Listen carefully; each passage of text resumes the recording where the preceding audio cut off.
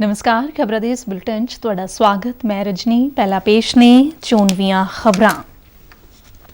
प्रधानमंत्री नरेंद्र मोदी वालों नवी दिल्ली विच 7वीं भारती मोबाइल कांग्रेस का उद्घाटन। कहा नौजवान पीढ़ी तकनीकी क्रांति की कर रही है अगवाई।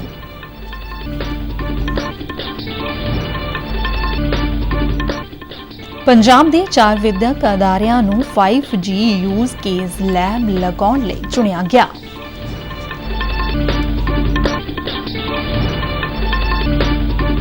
पेड़ा ते HPCL वालों बायोगैस प्रोजेक्ट लगाउण संबंधी समझौते ते दस्तखत। भगवान वाल्मीकि जी दे प्रकाश पुरब नाल संबंधित अज जलंधर विच शोभा यात्रा सजाई गई।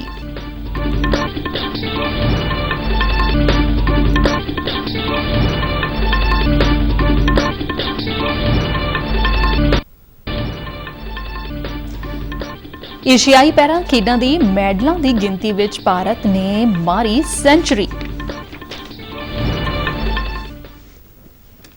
हुण खबरां विस्तार नाल। प्रधानमंत्री नरेंद्र मोदी ने अज नवी दिल्ली के भारत मंडपम विखे 3 रोज़ा भारतीय मोबाइल कांग्रेस 2023 के 7वें संस्करण का उद्घाटन किया। विकासशील देश नूं विकसित करने वाले कारकां विच टैक्नोलॉजी की प्रमुखता नूं उजागर करते हुए प्रधानमंत्री ने अपने संबोधन विच कहा कि डिजिटल टैक्नोलॉजी के विकास विच भारत किसी भी विकसित देश तो पिछे नहीं है। उन्होंने कहा कि साडी नौजवान पीढ़ी तकनीकी क्रांति की अगवाई कर रही है और भविख इत्थे ही है। हम हर क्षेत्र में पावर ऑफ डेमोक्रेटाइजेशन पर विश्वास करते हैं। भारत में विकास का लाभ हर वर्ग, हर क्षेत्र तक पहुंचे। भारत में संसाधनों का सभी को लाभ मिले, सभी को सम्मानजनक जीवन मिले और सभी तक टेक्नोलॉजी का फायदा पहुंचे।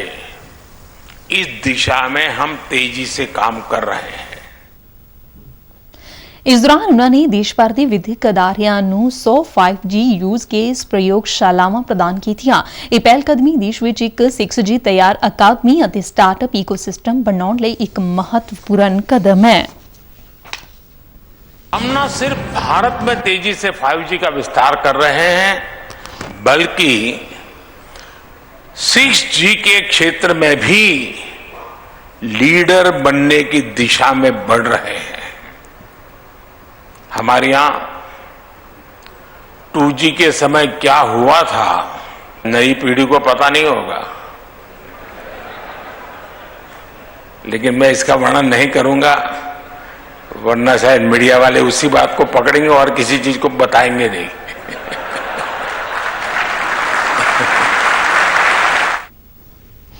इंडियन मोबाइल कांग्रेस एशिया का सब तो बड़ा दूरसंचार मीडिया ते टैक्नोलॉजी फॉर्म है जो 27 तो 29 अक्तूबर तक ग्लोबल डिजिटल इनोवेशन की थीम ते आयोजित किया जा रहा है। पंजाब विच 4 विद्यक अदारियां नूं 5G यूज केस लैब लगाउण लई चुनिया गया है। पेश है एक रिपोर्ट।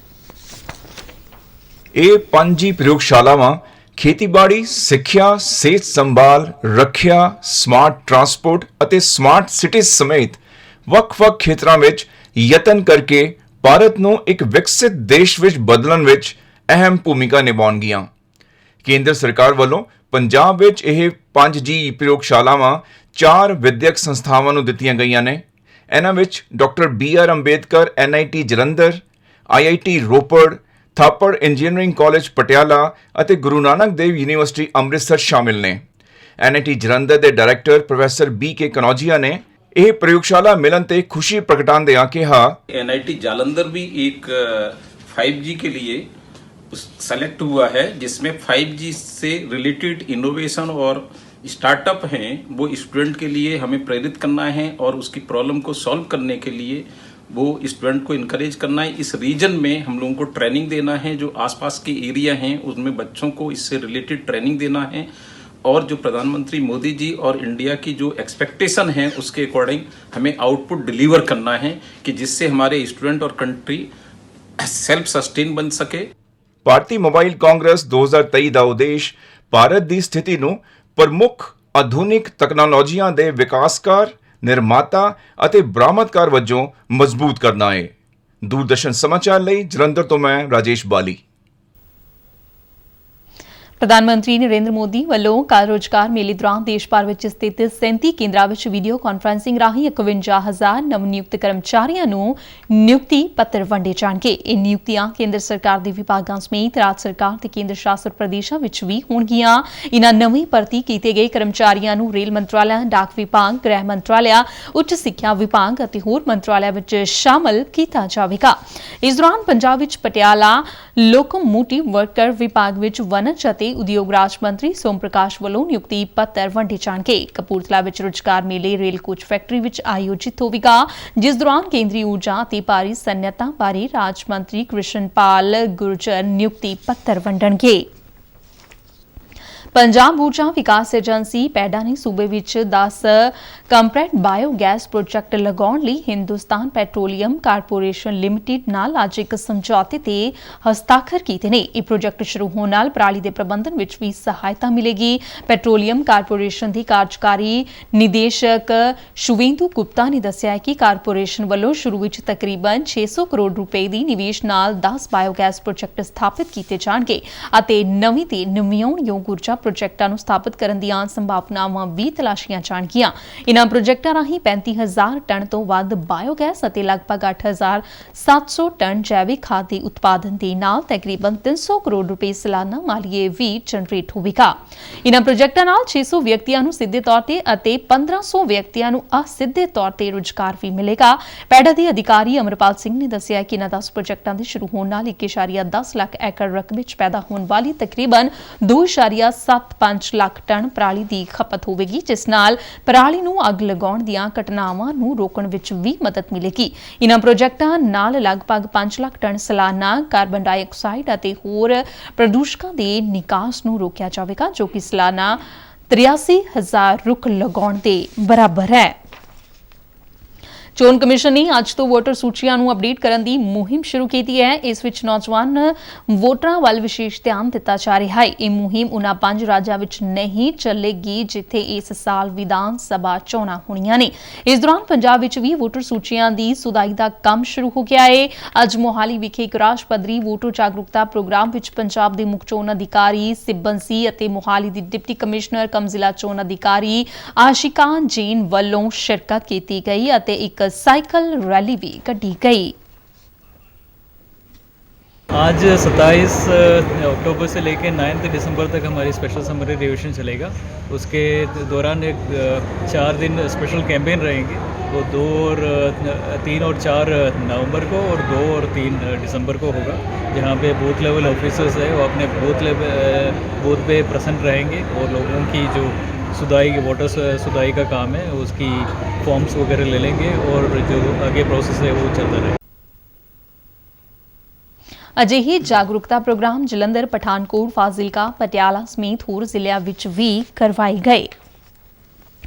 ਸਮਾਵੇਸ਼ੀ ਉਦਮਤਾ ਦੇ ਮਕਸਦ ਨਾਲ ਸ਼ੁਰੂ ਕੀਤੀ ਗਈ ਪ੍ਰਧਾਨ ਮੰਤਰੀ ਸਵੈਨਿਧੀ ਯੋਜਨਾ ਨਾਲ ਰੇਹੜੀ ਫੜੀ ਵਾਲਿਆਂ ਦੀ ਜ਼ਿੰਦਗੀ ਬਦਲ ਰਹੀ ਹੈ। SBI ਦੀ ਹਾਲ ਹੀ ਦੇ ਵਿੱਚ ਆਈ ਇੱਕ ਰਿਸਰਚ ਰਿਪੋਰਟ ਦੇ ਵਿੱਚ ਇੱਕ ਖੁਲਾਸਾ ਹੋਇਆ ਕਿ ਕਿਵੇਂ ਸਵੈਨਿਧੀ ਯੋਜਨਾ ਨੇ ਸ਼ਹਿਰਾਂ ਵਿੱਚ ਕੰਮ ਕਰਨ ਨਾਲ ਛੋਟੇ ਕਾਰੋਬਾਰੀਆਂ ਨੂੰ ਆਰਥਿਕ ਮਦਦ ਨਾਲ ਤਰੱਕੀ ਦੇ ਲੋੜੀਂਦੇ ਮੌਕੇ ਦਿੱਤੇ ਨੇ। SBI ਨੇ ਰਿਪੋਰਟ ਦੇ ਵਿੱਚ ਕਿਹਾ ਹੈ ਕਿ ਪ੍ਰਧਾਨ ਮੰਤਰੀ ਸਵੈਨਿਧੀ ਯੋਜਨਾ ਦੇ 75% ਲਾਭਪਾਤਰੀ ਹੇਠਲੇ ਵਰਗ ਤੋਂ ਆਉਂਦੇ ਨੇ, ਜਿਨ੍ਹਾਂ ਵਿੱਚ 44% ਤਾਂ OBC ਨੇ। ਕੋਰੋਨਾ ਕਾਲ ਵਿੱਚ ਕੇਂਦਰ ਸਰਕਾਰ ਨੇ ਵਿੱਚ ਸੜਕਾਂ ਕੰਢੇ ਫੜੀਆਂ ਲਗਾਉਣ ਵਾਲੇ ਲੱਖਾਂ ਵਿਅਕਤੀਆਂ ਨੂੰ ਆਰਥਿਕ ਸਹਾਇਤਾ ਦੇਣ ਲਈ ਪ੍ਰਧਾਨ ਮੰਤਰੀ ਸਵੈਨਿਧੀ ਯੋਜਨਾ ਦੀ ਸ਼ੁਰੂਆਤ ਕੀਤੀ ਸੀ।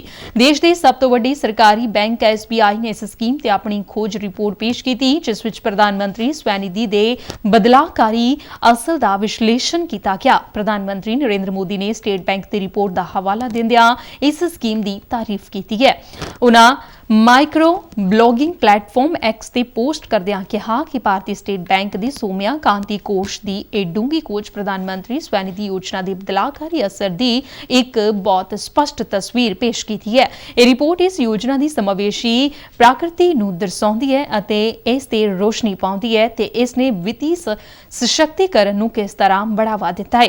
SBI ਰਿਪੋਰਟ ਦੇ ਵਿੱਚ PM ਸਵੈਨਿਧੀ ਯੋਜਨਾ ਨਾਲ ਹੋਏ ਵੱਡੇ ਫਾਇਦਿਆਂ ਦੀ ਗੱਲ ਕਰੀਏ ਤਾਂ ਇਸ ਯੋਜਨਾ ਨੇ ਸ਼ਹਿਰਾਂ ਵਿੱਚ ਕੰਮ ਕਰਨ ਵਾਲੇ ਛੋਟੇ ਕਾਰੋਬਾਰੀਆਂ ਨੂੰ ਆਰਥਿਕ ਮਦਦ ਨਾਲ ਤਰੱਕੀ ਦੇ ਲੋੜੀਂਦੇ ਮੌਕੇ ਦਿੱਤੇ ਨੇ।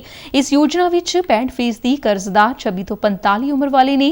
ਕੁੱਲ ਲਾਭਪਾਤਰੀਆਂ ਵਿੱਚੋਂ 43% ਔਰਤਾਂ ਨੇ। ਰਿਪੋਰਟ ਦੇ ਵਿੱਚ ਕਿਹਾ ਗਿਆ ਹੈ ਕਿ ਔਰਤਾਂ ਦੀ ਹਿੱਸੇਦਾਰੀ ਹੋਣ ਨਾਲ ਸ਼ਹਿਰੀ ਔਰਤਾਂ ਦੀ ਉਦਮਸ਼ੀਲਤਾ ਨੂੰ ਹੱਲਾਸ਼ੇਰੀ ਮਿਲੀ ਹੈ ਜੋ ਕਿ ਉਹਨਾਂ ਦੀਆਂ ਸਮਰੱਥਾਵਾਂ ਦੀ ਸ਼ਕਤੀਕਰਨ ਨੂੰ ਦਰਸਾਉਂਦਾ ਹੈ। ਇਸ ਸਕੀਮ ਦੀ ਸਫਲਤਾ ਨਾਲ ਉਹਨਾਂ ਲੋਕਾਂ ਨੂੰ ਹੋਰ ਹੱਲਾਸ਼ੇਰੀ ਮਿਲ ਰਹੀ ਹੈ ਜਿਹੜੇ ਕਰਜ਼ਾ ਵਾਪਸ ਕਰ ਰਹੇ ਨੇ।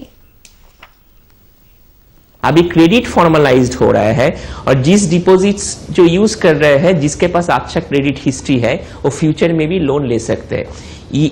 अगर ये ट्रेंड बरकरार रहे, ये जो क्रेडिट ग्रोथ अभी 15-16% है, फ्यूचर में भी ऐसे रहेंगे क्योंकि जो आज दिन हम देख रहे हैं कि बहुत सारे लोग जो बॉटम ऑफ द पिरामिड है जिसको हम बोलते हैं NTC न्यू टू क्रेडिट, वो सिस्टम में जुड़ रहे हैं।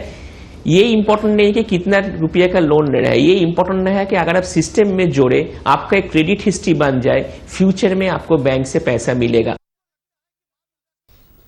ਵਿਅਕਤੀਗਤ ਕਰਦਾਤਾਵਾਂ ਨੇ ਮੁਲਾਂਕਣ ਸਾਲ 2021-22 ਵਿੱਚ 6 ਕਰੋੜ 37 ਲੱਖ ਰਿਟਰਨਾਂ ਦਾਇਰ ਕੀਤੀਆਂ ਜੋ ਕਿ ਮੁਲਾਂਕਣ ਸਾਲ 2013-14 ਵਿੱਚ ਦਾਇਰ ਕੀਤੀਆਂ ਗਈਆਂ 3 ਕਰੋੜ 36 ਲੱਖ ਰਿਟਰਨਾਂ ਤੋਂ 90% ਵੱਧ ਨੇ।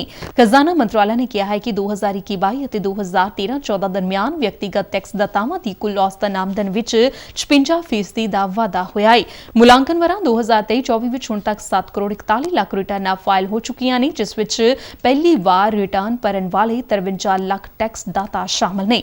ਮੰਤਰਾਲਾ ਨੇ ਇਹ ਵੀ ਕਿਹਾ ਹੈ ਕਿ ਵੱਖ-ਵੱਖ ਸੁਧਾਰ ਉਪਾਵਾਂ ਕਾਰਨ ਆਮਦਨ ਕਰ ਦਾਤਾਵਾਂ ਦਾ ਘੇਰਾ ਵਧਿਆ ਹੈ। 2013-14 ਤੋਂ 2021-22 ਵਿਚਕਾਰ ਅਜਿਹੇ ਵਿਅਕਤੀਗਤ ਟੈਕਸ ਦਾਤਾਵਾਂ ਨੇ 295% ਜ਼ਿਆਦਾ ਰਿਟਰਨਾਂ ਭਰੀਆਂ ਜਿਨ੍ਹਾਂ ਦੀ ਕੁੱਲ ਆਮਦਨ 5 ਲੱਖ ਤੋਂ 10 ਲੱਖ ਰੁਪਏ ਦੇ ਵਿਚਕਾਰ ਸੀ। ਖੁੱਲੀ ਮੰਡੀ ਵਿੱਚ ਕਣਕ ਦੀ ਉਪਲਬਧਤਾ ਨੂੰ ਵਧਾਉਣ ਅਤੇ ਉਸ ਦੀਆਂ ਕੀਮਤਾਂ ਨੂੰ ਕਾਬੂ ਵਿੱਚ ਰੱਖਣ ਲਈ 1 ਨਵੰਬਰ ਤੋਂ ਖੁੱਲੀ ਮੰਡੀ ਵਿਕਰੀ ਸਕੀਮ ਅਧੀਨ ਇੱਕ ਬੋਲੀਕਾਰ ਵੱਲੋਂ ਖਰੀਦੀ ਜਾ ਸਕਣ ਵਾਲੀ ਵੱਧ ਤੋਂ ਵੱਧ ਮਾਤਰਾ ਨੂੰ 100 ਮੀਟ੍ਰਿਕ ਟਨ ਤੋਂ ਵਧਾ ਕੇ 200 ਮੀਟ੍ਰਿਕ ਟਨ ਕਰ ਦਿੱਤਾ ਗਿਆ ਹੈ ਅਤੇ ਪੂਰੇ ਦੇਸ਼ ਵਿੱਚ ਪ੍ਰਤੀ ਨੀਲਾਮੀ ਦੀ ਕੁੱਲ ਮਾਤਰਾ ਨੂੰ 2 ਲੱਖ ਮੀਟ੍ਰਿਕ ਟਨ ਤੋਂ ਵਧਾ ਕੇ 3 ਲੱਖ ਮੀਟ੍ਰਿਕ ਟਨ ਕਰ ਦਿੱਤਾ ਗਿਆ ਹੈ। ਚਾਵਲ, ਕਣਕ ਅਤੇ ਆਟੇ ਦੀਆਂ ਪ੍ਰਚੂਨ ਕੀਮਤਾਂ ਨੂੰ ਕੰਟਰੋਲ ਕਰਨ ਲਈ ਬਾਜ਼ਾਰ ਵਿੱਚ ਦਖਲ ਦੇਣ ਵਾਸਤੇ ਭਾਰਤ ਸਰਕਾਰ ਦੀ ਪਹਿਲ ਕਦਮੀ ਦੇ ਹਿੱਸੇ ਵਜੋਂ ਕਣਕ ਤੇ ਚਾਵਲ ਦੀ ਹਫ਼ਤਾਵਾਰੀ ਨਿਲਾਮੀ ਕੀਤੀ ਜਾਂਦੀ ਹੈ। 2023-24 ਦੀ 18ਵੀਂ ਨਿਲਾਮੀ 26 ਅਕਤੂਬਰ ਨੂੰ ਹੋਈ ਸੀ। ਦੇਸ਼ ਭਰ ਵਿੱਚ 444 ਡਿਪੂਆਂ ਤੋਂ 2.01 ਲੱਖ ਮੀਟ੍ਰਿਕ ਟਨ ਕਣਕ ਦੀ ਪੇਸ਼ਕਸ਼ ਕੀਤੀ ਗਈ ਸੀ। ਨਿਲਾਮੀ ਵਿੱਚ ਕਣਕ ਲਈ 2763 ਸੂਚੀਬੱਧ ਖਰੀਦਦਾਰਾਂ ਨੇ ਹਿੱਸਾ ਲਿਆ ਤੇ 1.92 ਲੱਖ ਮੀਟ੍ਰਿਕ ਟਨ 2318 ਸਫਲ ਬੋਲੀਕਾਰਾਂ ਵੇਚੀ ਗਈ। ਪੰਜਾਬ ਸਰਕਾਰ ਨੇ ਦੀਵਾਲੀ, ਗੁਰਪੁਰਬ, ਕ੍ਰਿਸਮਸ ਤੇ ਨਵੇਂ ਸਾਲ ਮੌਕੇ ਥੋੜੇ ਸਮੇਂ ਲਈ ਹੀ ਹਰੇ ਪਟਾਕੇ ਚਲਾਉਣ ਲਈ ਇਜਾਜ਼ਤ ਦੇਣ ਦਾ ਫੈਸਲਾ ਕੀਤਾ ਹੈ। ਵਾਤਾਵਰਣ ਮੰਤਰੀ ਗੁਰਮੀਤ ਸਿੰਘ ਮੀਥੀਅਰ ਨੇ ਇੱਕ ਪ੍ਰੈਸ ਬਿਆਨ ਦੇ ਵਿੱਚ ਕਿਹਾ ਕਿ ਸੁਪਰੀਮ ਕੋਰਟ, ਰਾਸ਼ਟਰੀ ਗ੍ਰੀਨ ਟ੍ਰਿਬਿਊਨਲ, ਪੰਜਾਬ ਤੇ ਹਰਿਆਣਾ ਹਾਈ ਕੋਰਟ ਅਤੇ ਕੇਂਦਰੀ ਵਾਤਾਵਰਣ, ਜੰਗਲਾਤ ਤੇ ਜਲਵਾਯੂ ਪਰਿਵਰਤਨ ਮੰਤਰਾਲੇ ਦੀਆਂ ਹਿਦਾਇਤਾਂ ਦੀ ਪਾਲਣਾ ਕਰਦਿਆਂ ਸੂਬਾ ਸਰਕਾਰ ਹਰੇ ਪਟਾਕਿਆਂ ਦੀ ਵਰਤੋਂ ਨੂੰ ਉਤਸ਼ਾਹਿਤ ਕਰ ਰਹੀ ਹੈ। ਮੀਥੀਅਰ ਨੇ ਕਿਹਾ ਕਿ ਦੀਵਾਲੀ ਵਾਲੇ ਦਿਨ ਰਾਤ 8 ਤੋਂ ਲੈ ਕੇ 10 ਵਜੇ ਤੱਕ, ਗੁਰਪੁਰਬ ਮੌਕੇ ਸਵੇਰੇ 4 ਤੋਂ 5 ਵਜੇ ਅਤੇ ਰਾਤ 9 ਤੋਂ 10 ਵਜੇ ਤੱਕ, ਕ੍ਰਿਸਮਸ ਤੇ ਰਾਤ 11:55 ਤੋਂ ਲੈ ਕੇ ਸਵੇਰੇ 12:30 ਵਜੇ ਤੱਕ ਅਤੇ ਨਵੇਂ ਸਾਲ ਦੀ ਪੂਰਵ ਸੰਧਿਆ ਮੌਕੇ ਵੀ 11:55 ਤੋਂ ਸਵੇਰੇ 12:30 ਵਜੇ ਤੱਕ ਹੀ ਸਿਰਫ ਹਰੇ ਪਟਾਕੇ ਚਲਾਏ ਜਾ ਸਕਦੇ ਨੇ। ਉਹਨਾਂ ਕਿਹਾ ਹੈ ਕਿ ਇਹ ਵੀ ਹਿਦਾਇਤਾਂ ਦਿੱਤੀਆਂ ਕਿ ਪਟਾਕਿਆਂ ਦੀ ਵਿਕਰੀ ਲਾਇਸੈਂਸਸ਼ੁਦਾ ਵਪਾਰੀ ਰਾਹੀਂ ਹੀ ਕੀਤੀ ਜਾਵੇ ਅਤੇ ਕੋਈ ਵੀ ਈ-ਕਾਮਰਸ ਵੈਬਸਾਈਟ ਸੂਬੇ ਵਿੱਚ ਨਾ ਤਾਂ ਆਨਲਾਈਨ ਆਰਡਰ ਲਵੇਗੀ ਅਤੇ ਨਾ ਹੀ ਆਨਲਾਈਨ ਵਿਕਰੀ ਕਰੇਗੀ। ਇਸ ਬਾਰੇ ਪ੍ਰਦੂਸ਼ਣ ਕੰਟਰੋਲ ਬੋਰਡ ਨੂੰ ਸੂਬੇ ਦੇ ਚੋਣਵੇਂ ਸ਼ਹਿਰਾਂ ਦੇ ਵਿੱਚ ਨਿਗਰਾਨੀ ਕਰਨ ਦੇ ਨਿਰਦੇਸ਼ ਵੀ ਦਿੱਤੇ ਗਏ ਨੇ।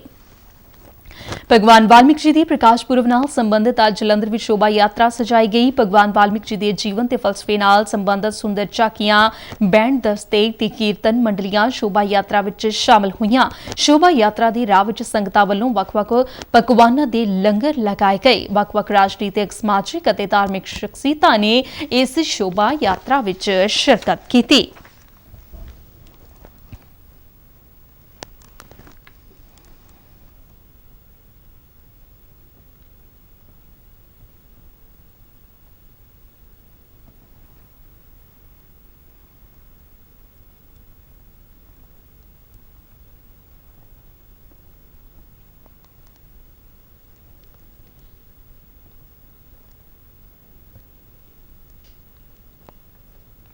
ਜਲੰਧਰ ਸਥਿਤ ਓਲੰਪੀਅਨ ਸੁਰਜੀਤ ਹਾਕੀ ਸਟੇਡੀਅਮ ਦੇ ਵਿੱਚ ਜਾਰੀ 40ਵੇਂ ਇੰਡੀਅਨ ਨਾਲ ਸਰਵੋ ਸੁਰਜੀਤ ਹਾਕੀ ਟੂਰਨਾਮੈਂਟ ਦੇ ਅੱਜ ਤੀਜੇ ਦਿਨ ਲੀਗ ਦੌਰ ਦੇ 2 ਮੈਚ ਖੇਡੇ ਗਏ।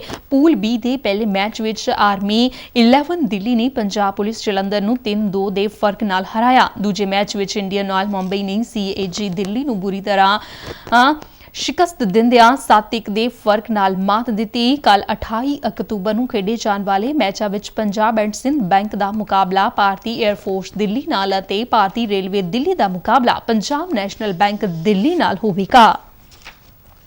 ਚੀਨ ਦੀ ਹਾਂਗਜ਼ੂ ਵਿੱਚ ਏਸ਼ੀਆਈ ਪੈਰਾ ਖੇਡਾਂ ਦੌਰਾਨ ਭਾਰਤ ਦੇ ਮੈਡਲਾਂ ਦੀ ਗਿਣਤੀ ਦੀ ਸੈਂਚੁਰੀ ਬਣਾ ਲਈ ਹੈ। ਇਨ੍ਹਾਂ 100 ਤਮਗਿਆਂ ਵਿੱਚ 25 ਸੋਨੇ ਦੇ, 30 ਚਾਂਦੀ ਦੇ ਤੇ 45 ਕਾਂਸੇ ਦੇ ਤਮਗੇ ਸ਼ਾਮਲ ਨੇ। 2018 ਵਿੱਚ ਇੰਡੋਨੇਸ਼ੀਆ ਪੈਰਾ ਖੇਡਾਂ ਵਿੱਚ ਭਾਰਤ ਨੇ 72 ਤਮਗੇ ਜਿੱਤੇ ਸਨ। ਸ਼ੀਤਲ ਦੇਵੀ ਨੇ ਅੱਜ ਤੀਰਅੰਦਾਜ਼ੀ ਕੰਪਾਊਂਡ ਓਪਨ ਮੁਕਾਬਲੇ ਵਿੱਚ ਸੋਨੇ ਦਾ ਤਮਗਾ ਜਿੱਤ ਕੇ ਸ਼ੁਰੂਆਤ ਕੀਤੀ। ਸੁਹਾਸ ਯਤੀਰਾਜ ਨੇ ਬੈਡਮਿੰਟਨ ਸਿੰਗਲਸ SL4 ਵਿੱਚ ਸੋਨੇ ਦਾ ਤਮਗਾ ਜਿੱਤਿਆ। ਬੈਡਮਿੰਟਨ ਸਿੰਗਲਸ SL3 ਮੁਕਾਬਲੇ ਵਿੱਚ ਭਾਰਤ ਨੂੰ 2 ਤਮਗੇ ਮਿਲੇ। ਪ੍ਰਮੋਦ ਭਗਤ ਨੇ ਸੋਨੇ ਤੇ ਨਿਤੇਸ਼ ਕੁਮਾਰ ਨੇ ਚਾਂਦੀ ਦਾ ਤਮਗਾ ਜਿੱਤਿਆ। ਮਹਿਲਾ ਸਿੰਗਲਸ SU5 ਸ਼੍ਰੇਣੀ ਵਿੱਚ ਤੁਲਸੀਮਤੀ ਮੁਰੂਗੇਸਨ ਨੇ ਸੋਨੇ ਦਾ ਤਮਗਾ ਜਿੱਤਿਆ, ਜਦਕਿ ਮਰਦਾਂ ਦੀ 1500 ਮੀਟਰ T38 ਦੌੜ ਦੇ ਵਿੱਚ ਰਮਨ ਸ਼ਰਮਾ ਨੂੰ ਸੋਨੇ ਦਾ ਤਮਗਾ ਤੇ ਡਿਸਕਸ ਥਰੋ ਦੇ ਵਿੱਚ ਦਵਿੰਦਰ ਕੁਮਾਰ ਨੂੰ ਸੋਨੇ ਦਾ ਤਮਗਾ ਮਿਲਿਆ। ਖਬਰਾਂ ਦੇ ਬੁਲੇਟਿਨ ਸਾਡੇ ਦਰਸ਼ਕ RNU DDK ਜਲੰਧਰ ਦੇ YouTube ਚੈਨਲ, Facebook ਪੇਜ ਅਤੇ X ਤੇ ਵੀ ਦੇਖ ਸਕਦੇ ਨੇ। ਇਸ ਦੇ ਨਾਲ ਹੀ ਖਬਰਾਂ ਦਾ ਇਹ ਬੁਲੇਟਿਨ ਖਤਮ ਹੋਇਆ। ਦਿਓ ਆਗਿਆ, ਨਮਸਕਾਰ।